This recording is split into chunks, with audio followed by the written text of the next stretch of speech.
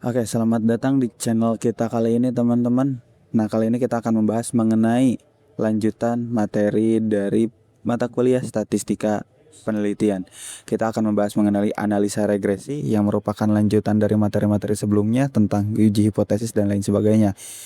Video ini ditujukan untuk tugas mata kuliah statistika penelitian akuntansi dasar dari Universitas UEN Sunan Gunung Jati Bandung. Kami dari kelompok 3 dengan anggotakan Ilham Maulana Yusuf, Novia Fitri Ajara, terus Yaspi Divya, dan Dapa Arya Bima. Langsung saja kita ke materinya, yaitu pertama pengertian mengenai analisa regresi atau analisis regresi. Analisis regresi membantu kita untuk memahami hubungan antar variabel dan melihat bagaimana satu variabel dapat digunakan untuk memprediksi variabel lainnya.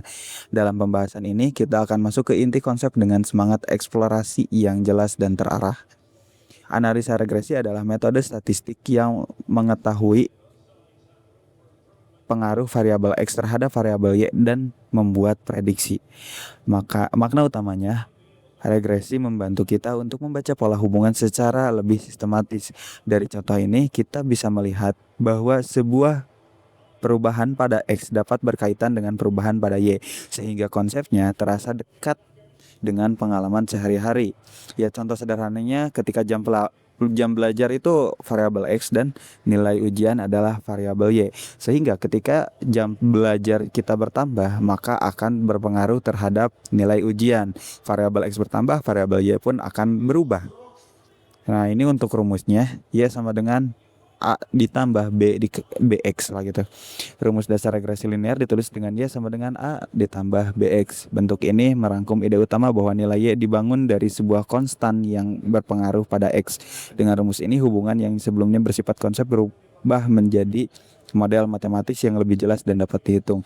Kalau kalian ingat dengan materi matematika mengenai aljabar dasar, nah ini rumus aljabar dasar ya teman-teman.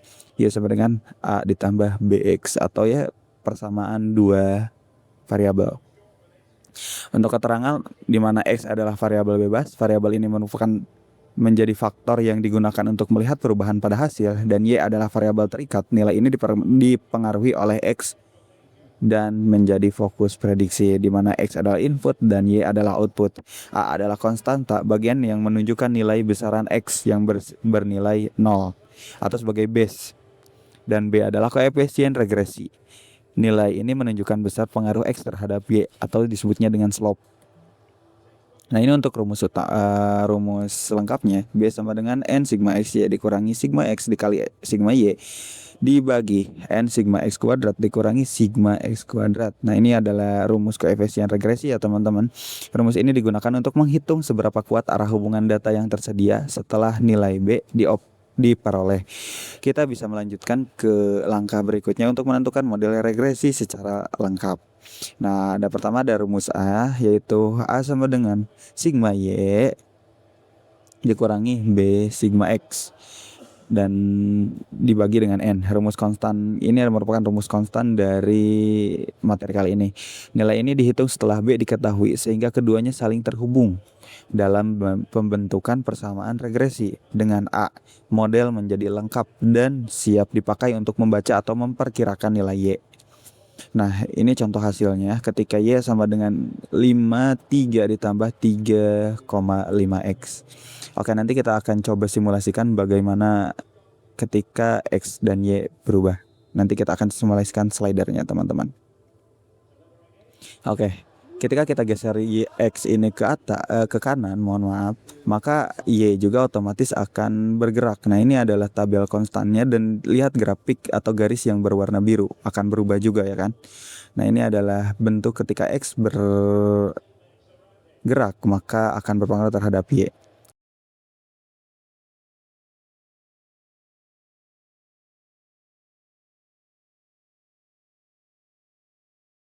Nah, oke, balik lagi ke contoh yang tadi, yang Y sama dengan 53 ditambah 3,5X. Artinya setiap tambahan 1 jam belajar menaikkan nilai sekitar 3,5 poin. Oke. Contoh ini menunjukkan bagaimana rumus regresi berubah menjadi interpretasi yang mudah dipahami. Dari satu persamaan, kita bisa langsung membaca makna praktisnya dan melihat hubungan antara kebiasaan belajar dan hasil ujian secara lebih konkret. Ada penerapannya. Nah, dalam ekonomi, regresi dipakai untuk membaca hubungan antar variabel dalam data ekonomi dan membantu membuat perkiraan yang lebih terarah. Banyak tabel-tabel yang digunakan dalam pembahasan ekonomi, misalnya dalam ini supply demand. Nah, itu tabel-tabelnya akan menggunakan rumus-rumus seperti rumus analisis regresi yang tadi kita sudah bahas di awal. Dalam dunia bisnis juga, regresi membantu untuk memahami pola penjualan, perilaku konsumen, dan faktor yang mempengaruhi hasil. Nah, ini yang sebenarnya tadi kita bahas juga. Ekonomi bisnis itu masih tergolong dengan hal yang sama lah gitu.